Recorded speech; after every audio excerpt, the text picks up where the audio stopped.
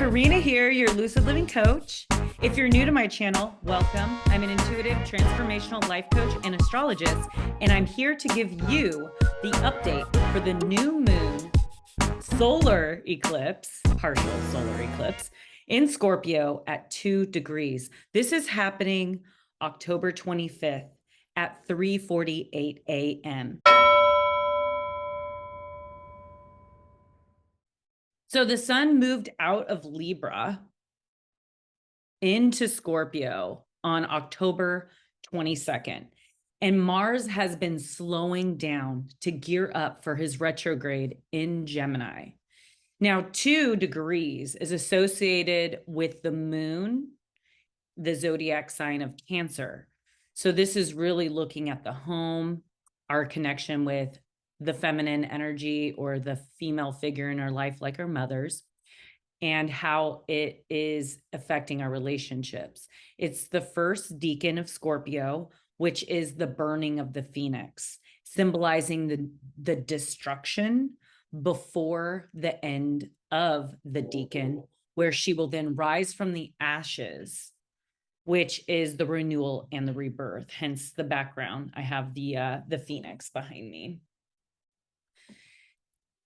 Now, Scorpio is about exposing the truth through deep involvements and penetrating the depths of life. We desire to be balanced in this energy through honesty, vulnerability, transparency, and bonding without attachment. Now, I lit a candle right here in a beloved memory of a dear friend and member of our community, Lloyd. So let's have some silence in honor of Lloyd's passing.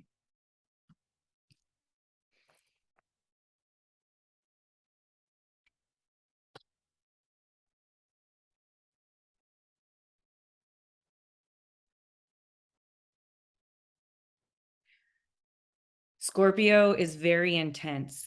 It is about the death and the hidden things that we don't see. And this energy for this new moon eclipse is having the conversations with the right people and eliminate the walls of division, which then can create transformation and revealing of the truth that will initiate a deep change and a new beginning. We need to ask ourselves, what are the shadows that are getting in the way from creating intimacy and transparency? Now, 2 degrees and the number 2 is a duplication.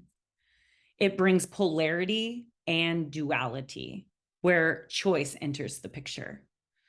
Do you choose to see the other as an extension of yourself or as an enemy? There is only one, but the appearance of 2 mixed diversity is possible. So this new moon in Scorpio is asking us to get sexy, okay? Invest wisely, whether that's cryptocurrency, which I highly recommend. Make peace with possessiveness in relationships or jealousy. Breathe into the intensity and deepen our relationships and forgiveness through forgiveness and releasing toxic emotions towards others. Now, the new moon is where the sun and the moon are conjunct. And this particular new moon, Venus, is also conjunct at 2 degrees. So we have the sun, the moon, and Venus all at 2 degrees, all merging these energies of our awareness, our emotions, and our sense of value, partnerships. So there's a lot about our relationships and our values of self-worth and finances. This could be about sharing finances. That's what kind of Scorpio, the 8th house, is all about. This is also a new positive shift with our resources. So not only is the sun and the moon going through this death and rebirth, but also Venus, as she starts her superior conjunction, where Venus is moving behind the sun and going into the underworld before she comes out the other side as an evening star, which is, I guess it's pronounced Hesperus. Now, Venus as a morning star is considered Lucifer, and Venus will be more introverted, right? And she shines in the darkness of the shadows of the underworld, where she will be until the next conjunction, which is called the inferior conjunction, on August 13th, 2023, where she'll move into being a morning star. So we have this huge air trine in the sky, and it has Mars involved, right? So Mars is in Gemini, and Saturn is in Aquarius, which is also an air sign. And we have Mercury in Libra, which is the air trine that we're talking about. So this energy is very supportive in having the conversations and taking the action in our relationships in order to secure our future. This is an airy energy, which is triggering mental stimulation and really learning through interactive connections. Now, Uranus is conjunct the North Node. Now, Uranus is the planet that is associated with Aquarius. And Aquarius is about the collective. It's about eccentricity. Uranus spins cattywampus. So all the planets, they all rotate in a clockwise direction, except for Venus and Uranus. So Venus is counterclockwise and Uranus is cattywampus. So we don't really know, but my guess is it's through its trials and opposition, or like contact with other maybe asteroids or flying objects, that it kind of knocked it off of its rotation. That's kind of the guess.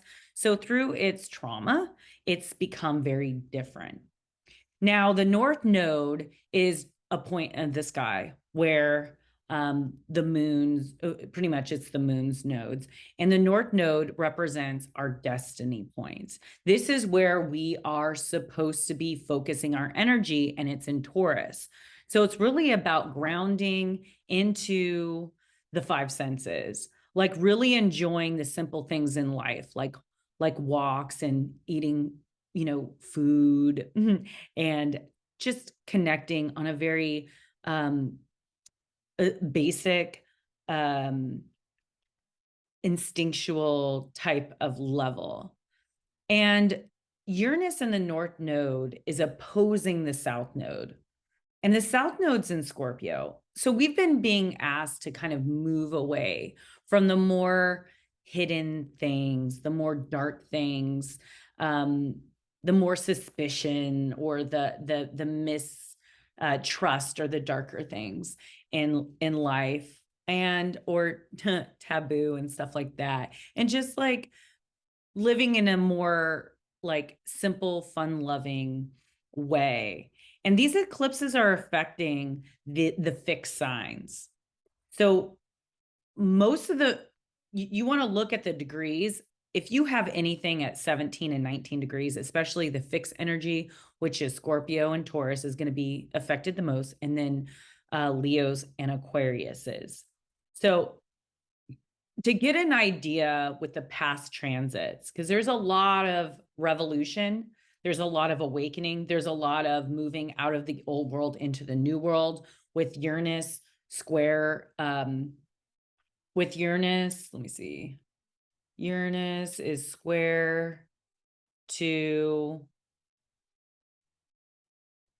3, 6, 9, to Saturn, is like the battle of these two worlds, which is going to let up right after October.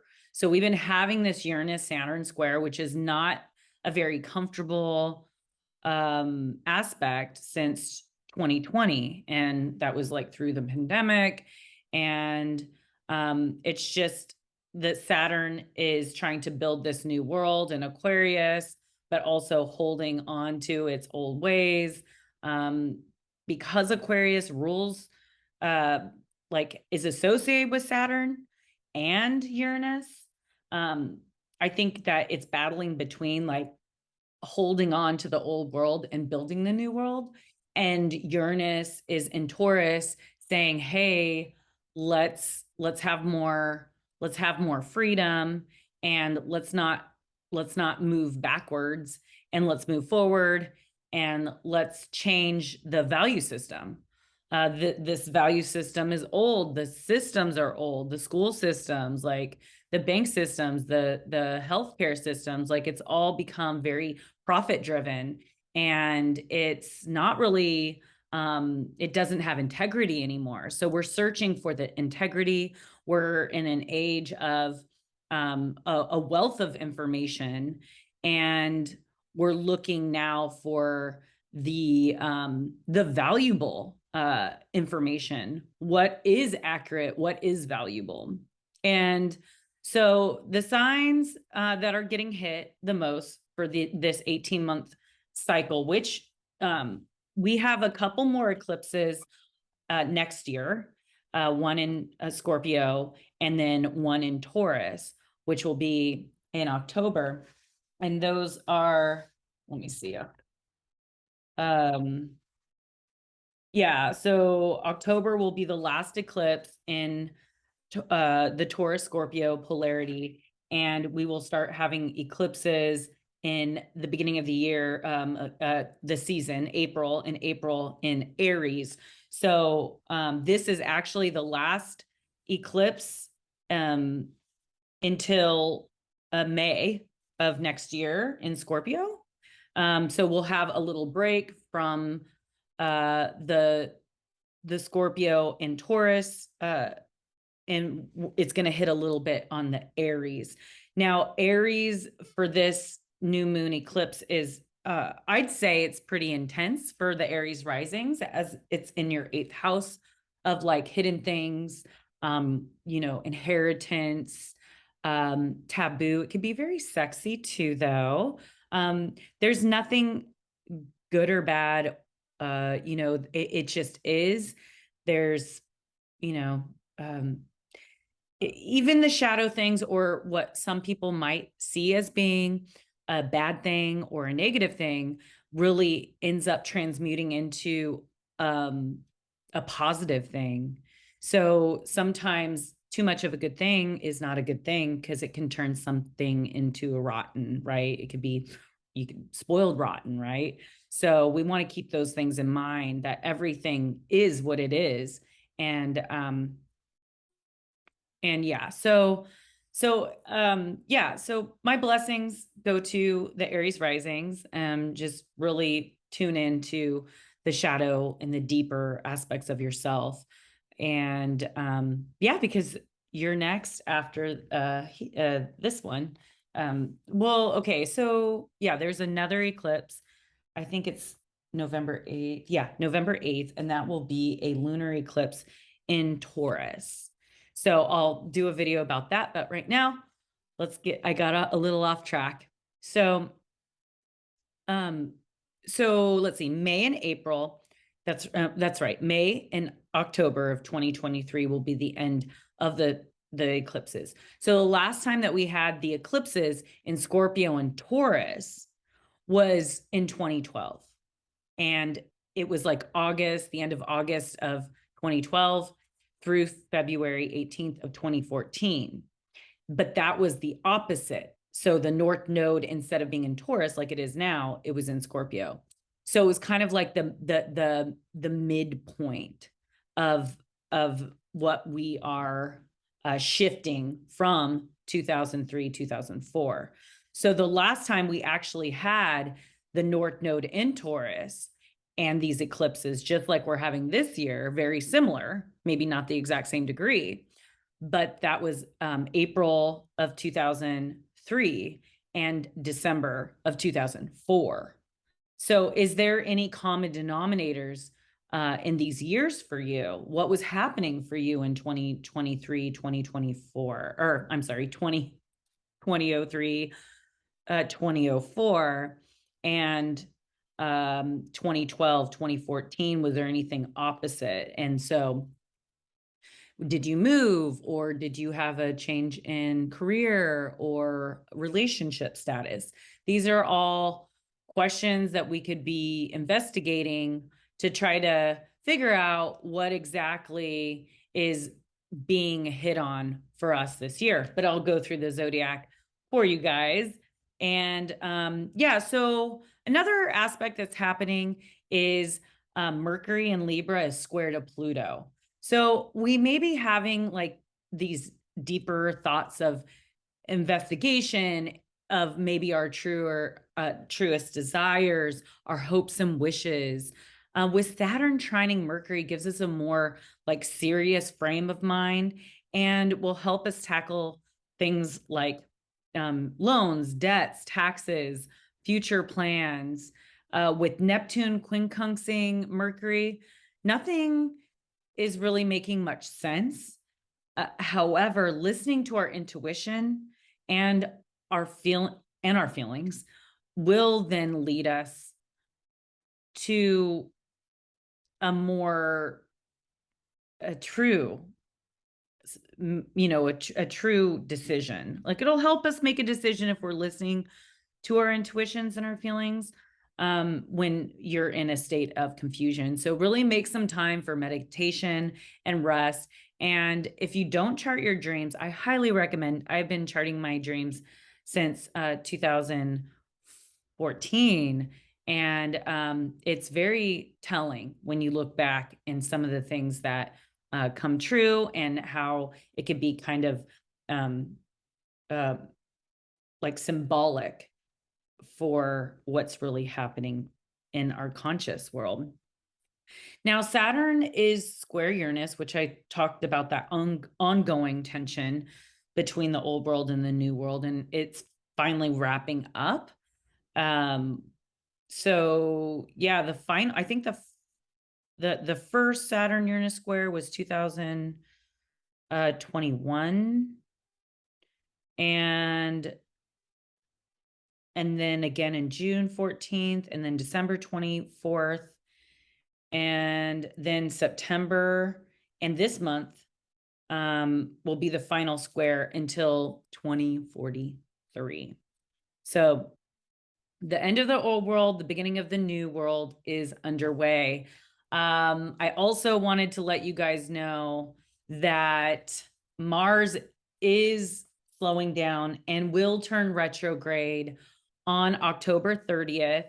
And I will do a video about that, and I'll talk about the past dates so we can see what's going on with our energy and vitality levels that are slowing down.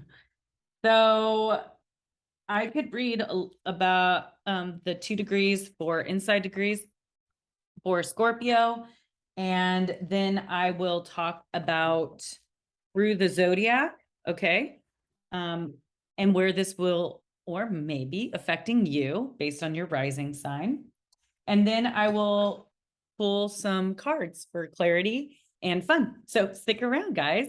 And I just want to say thank you for everyone that likes and shares and subscribes and comments. It really helps my channel grow and get the information out there.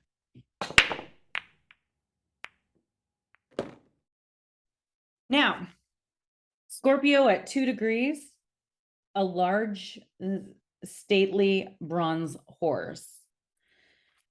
Pride, stupendous and rigid pride. I am right.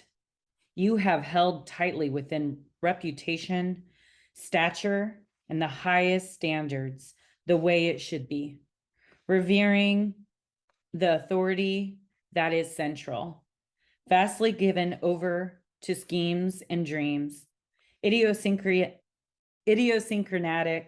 and self-referential, immune to reflection, driven from before, and always standing up for yourself forcefully while inwardly self-betrayal oriented and doubtful.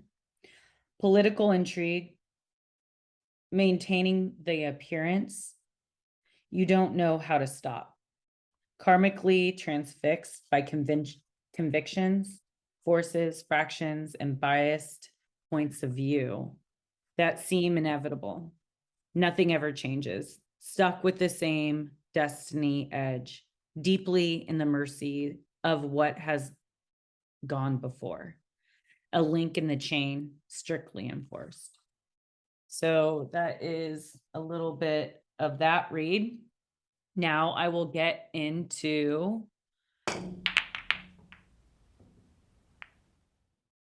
through the zodiac. So Scorpio, this is happening in your first house of your appearance, how you want to be seen in the world, and maybe a little self makeover.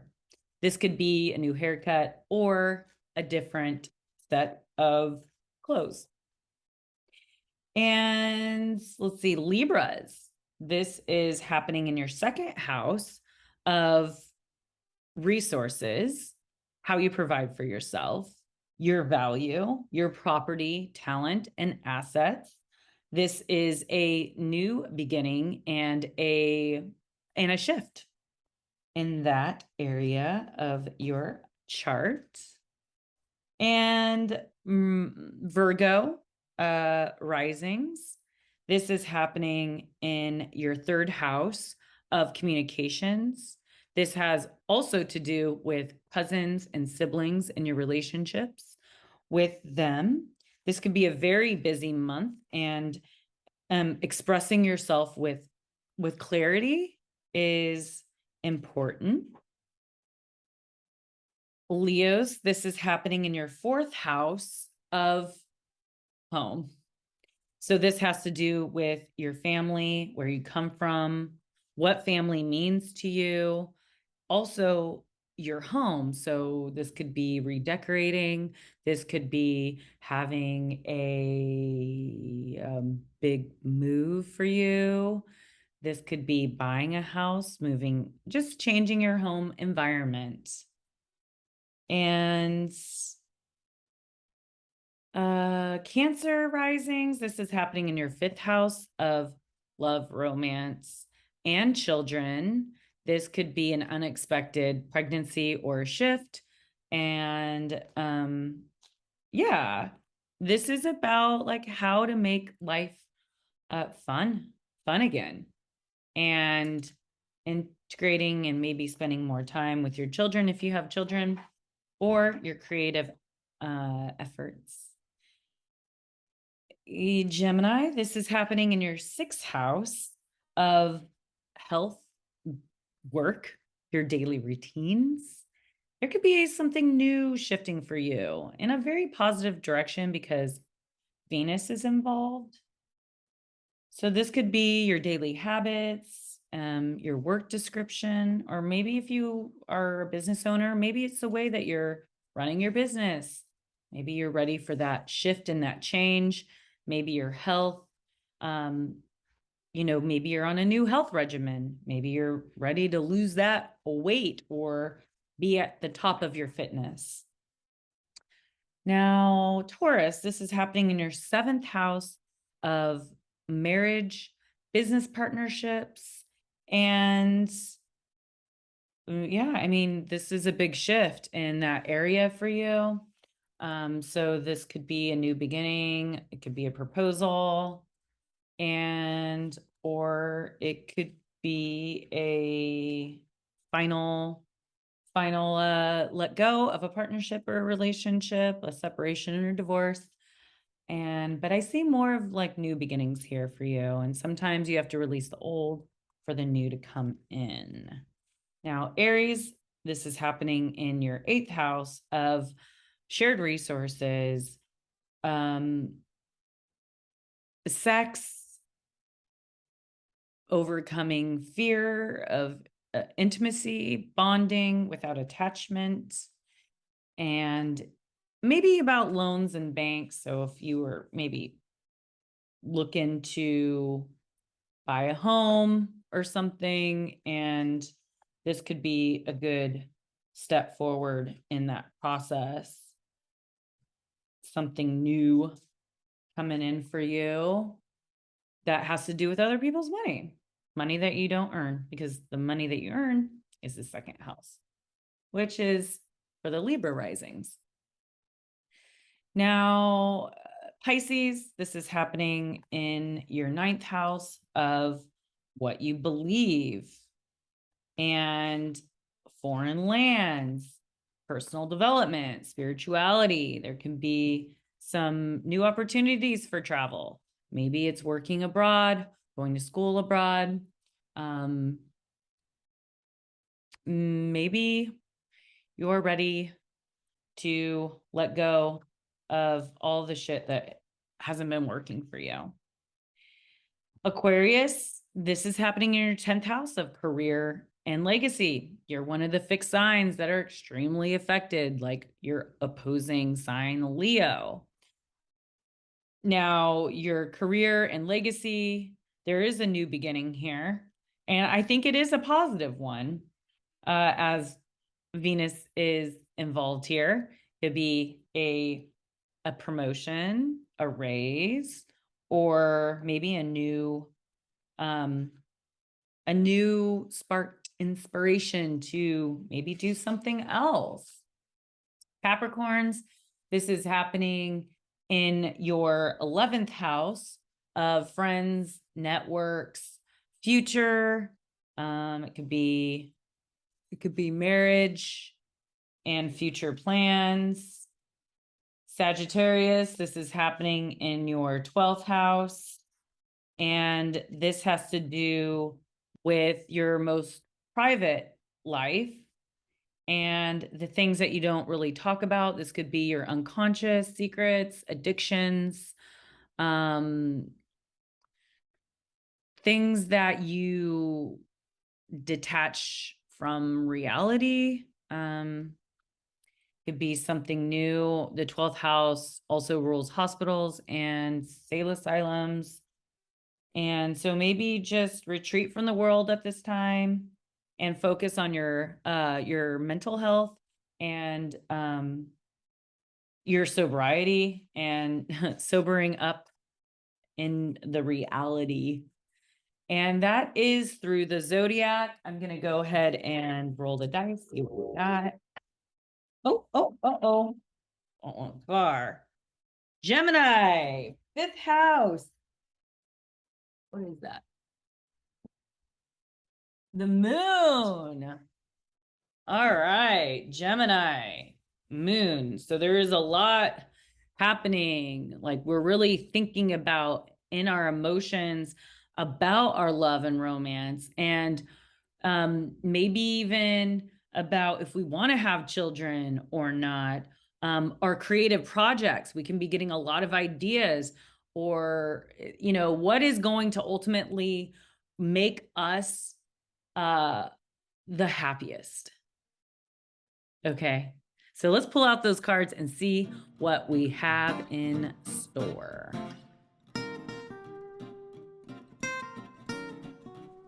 Hey guys, thanks for sticking around. Look at, isn't this the cutest bat mug? And I got my nails done all Scorpio and stuff. Got a little bat and a little skeleton. Okay.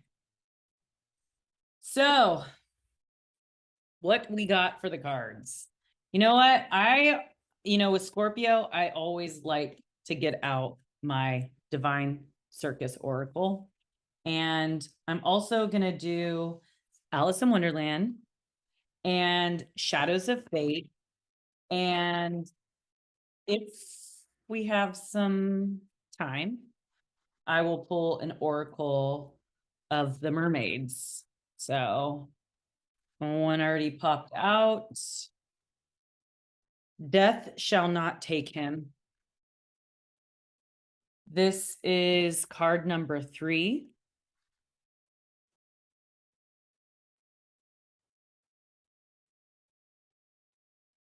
We are going to witness the impossible made possible. Whenever you think is lost is not. Whatever you think cannot be shall be. The universe is going to intervene, and what seems to be over shall in a new way live again. Sometimes, just when you think it's all over, The 11th hour comes. You can practically hear the opening chords of the swan song. And when you have finally given up, suddenly, somehow, right before your eyes, everything changes just like that. You are free falling, and then suddenly you are soaring. Fate steps in. Destinies are altered, and life demonstrates its creative, restorative power, even if all seemed lost. The oracle of death shall not take him as a sign. No matter how defeated you feel, no matter how many dead ends you've encountered, how many setbacks, how many failures, no matter how impossible success may seem, the universe is going to step in and write things in your favor. You will succeed. Even though apparently impossible odds, the heroic spirit within you is going to get its way. So if you really must doubt just for one moment longer, then replace doubt with trust and participate in the divine defiance of life refusing to be crushed. The universe wants to dazzle you with an unexpected trumpet.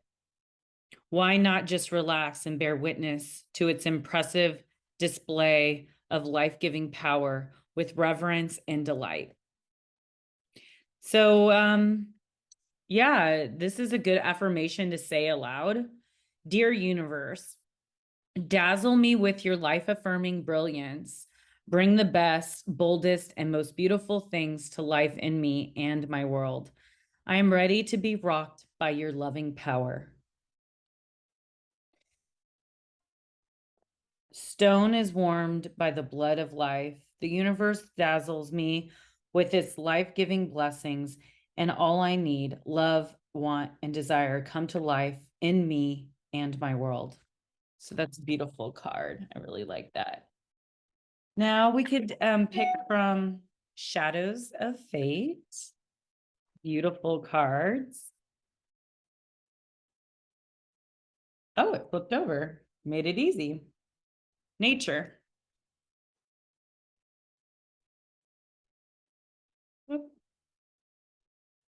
Ooh, nature. Look, it's got the three eyes.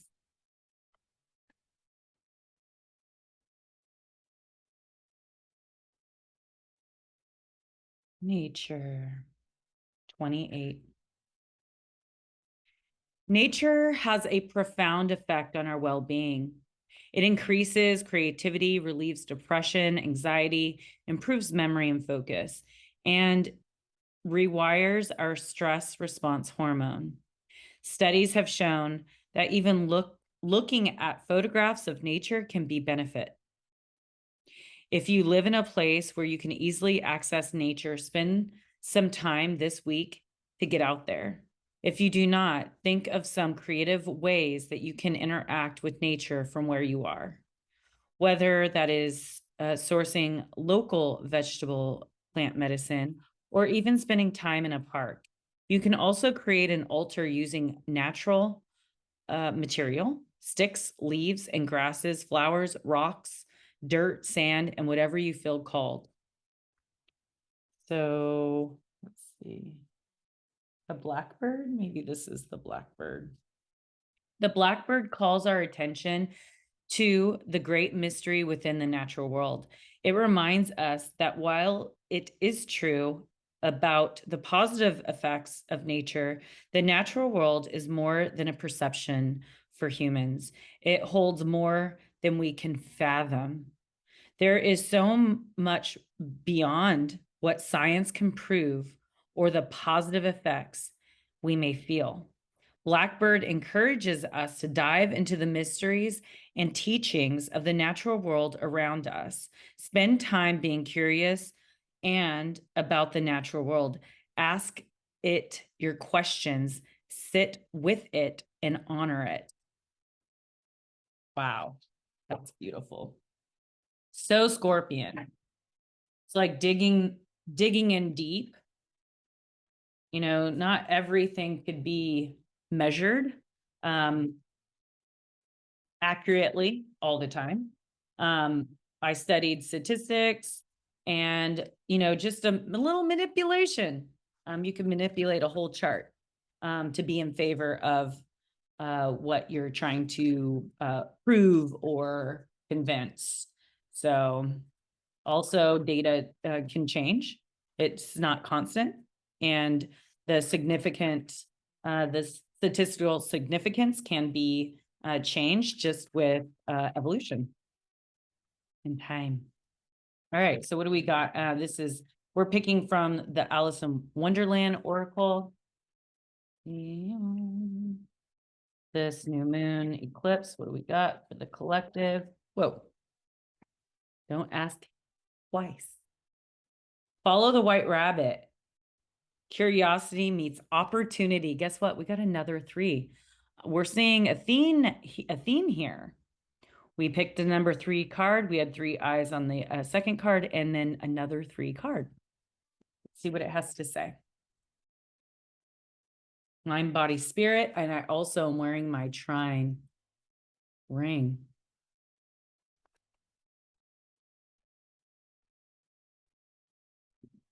But when the rabbit actually took a watch out of his waistcoat pocket and looked at it and then hurried on, Alice started to her feet, but it flashed across her mind that she had never before seen a rabbit with either a waist pocket or a watch to take it out of.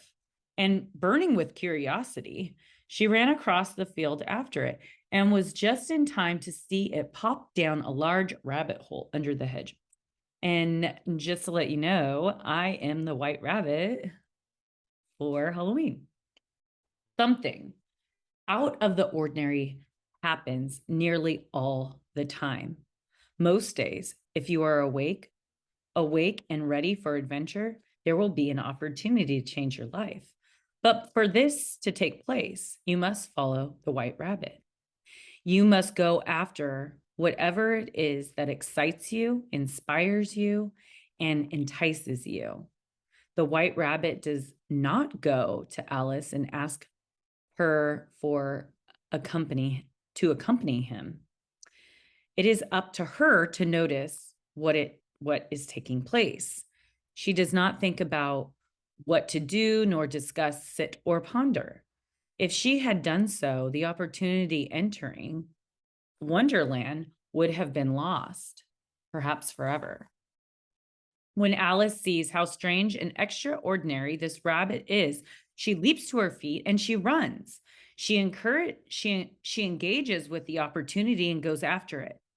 When this card comes, that you are being advised that something interesting is about to happen. And when it happens, be ready to go after it with all of your passions and all of your might without hesitation. Be awake and aware. Wonder at what will happen next. And when the extraordinary takes place at the heart of the ordinary world, be ready to leap to your feet, run toward enchantment and adventure. So the deviation for this card is a wonderful opportunities is going to break through your ordinary reality and give you the chance to change your world and your perception forever. Wow, that's exciting and beautiful. Need a little light fade. Need a little focus. All right. Let's go ahead and do one more oracle, and then we'll get to picking a couple tarot cards. So we're going to do the mermaid oracle here. What do we got for this new moon eclipse in Scorpio for the collective?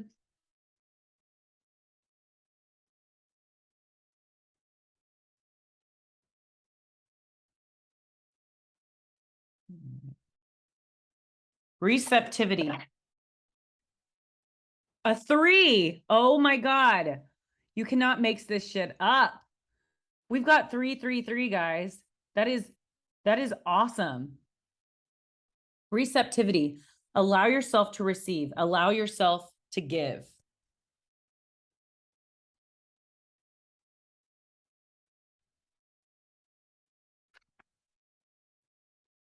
In this lifetime, you may have learned in some ways that what is offered may have a hook, that there has been bait and there have been consequences at times for going for what seems to be offered. There has been a trap to it. We mermaids know of this, for we have seen our companions, the beautiful sea creatures, caught on hooks, tempted by what looks like a treat, only to be hauled in and destroyed by the desire to have what they wish for. But there are offerings which are made with open hearts. There are those who hold out their hand with a gift inside of it, and all they wish for is the joy of coming into relationship with you, of making you happy, more satisfied, content, secure, and joyful. Not all gifts have strings attached. And in this instant, we mermaids, we beings of water, which is the most receptive of elements, are asking for you to open your heart and receive what is being offered. The gift that is before you, be it one of money, love, a gift, or service, is being offered as it is simply a joy for the being who is offering this to you. In this way, your receptivity makes this a sacred act. There are times to tune into intuition and heed the warning, and there are times to move forward freely and learn how to receive. This is one of those times. We mermaids wish for you to have so much more, and at this time, you are safe in accepting with an open, trusting heart what is being offered to you. It will be the most blessed exchange. No debt, no hook, no strings. Only joyful acceptance is what it is. After all, meant to be yours. Wow, that's beautiful. So the deviation for this card is an offer of a free service could be yours, a gift of love, time, friendship, healing, or simply joyful inclusion in a group who is loving and warm and caring could soon be offered to you. Love and good fortune seem to be coming your way and more easily than it may have ever been before. You have effectively manifested your desires, but instead of joyful acceptance, you are greeting them with some suspicion.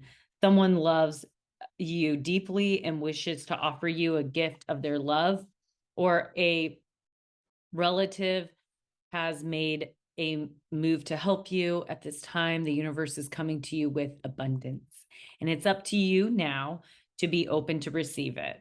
So receptivity is the quality of water. Be like the water now.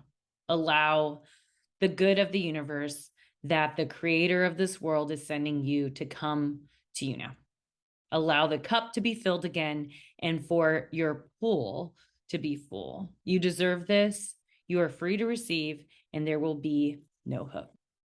Oh, that's beautiful. Dude, we got 333. I am like super excited. All right. So I'm going to ask for just 3 cards for new moon, Scorpio, eclipse. Aw. Aw. Yeah. Okay. Okay, there's something been keeping us up at night, stressing us out. The 10 of Pentacles might be finally subsiding. Pull this card. Oh.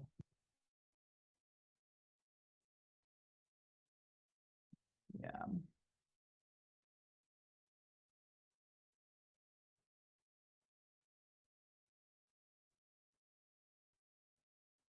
Okay, so this 9 of Swords reverse is really just talking about like our struggles, our negative self-talk, our worries, our fears, the things that are like affecting us internally, like some things that are happening within that people can't necessarily see. And sometimes we can't really, sometimes we're not conscious of it unless we're journaling and writing it down, which I highly recommend to do at least 30 minutes in the morning of meditation and journaling and just like putting your phone away. This is, I feel this is really saying that we need to really like focus on like what our thoughts are saying, okay? Because I definitely have been struggling with negative thinking and thoughts and really being hard on myself and just like I think it's also the fears, right, of certain things internally. And so this is really just saying that we need to focus on clearing those blockages for ourselves and that we will have long-term success and wealth and community and financial security. And maybe some of us have been worried about that. Maybe we have been having fears around being financially stable or having the success.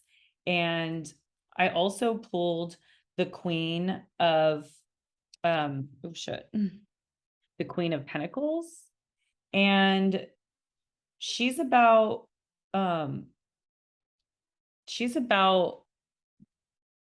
stability, financial stability, and being able to have that financial wealth.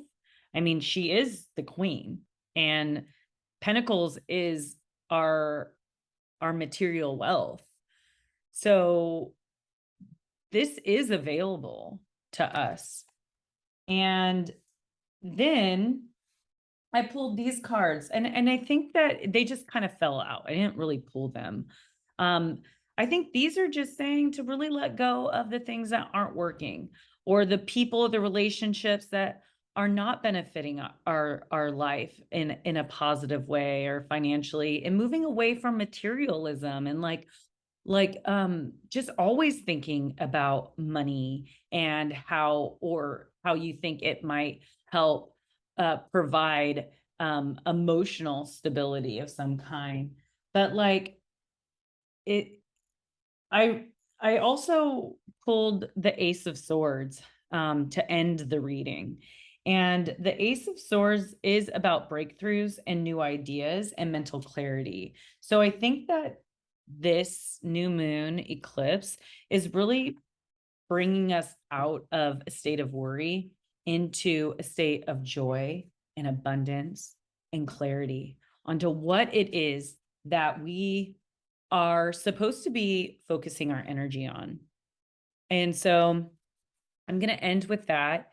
Thank you so much, guys, for joining me. And please, if you would like to learn more about astrology and chart reading and you'd like to connect with me, I'm hosting a workshop. And okay, so it is November 5th is going to be the workshop here in Crockett. If you're interested, I'm going to go through all the basics of chart reading. There's 3 workshops. There's a discount if you buy before the 28th of this month. It's only $180. You get 3 workshops. If you cannot attend in person, I will have a Zoom call, which I will go through all the PowerPoint slides and really talk in detail on how to read your chart for predictions, compatibility. So you can like see what everyone is in your circle, the people that pop in and out, what they're here to teach you, what you're here to learn, and your compatibility with them. It's amazing when you can do it all yourself. And so it's a three workshops that I will be hosting for only $180, purchased before the 28th of this month. And I will be providing snacks and wine. So it'll be real fun if you can come in person. But if you can't, no worries. I will be live on a Zoom call with you guys separately. All right, guys. Thanks for joining. Thanks for liking, and thanks for subscribing and sharing my videos. I appreciate you guys. And yeah, don't let fear overtake the blessings of this new moon eclipse that is being offered to us. So I will talk to you soon. Peace out, your lucid living coach, Karina.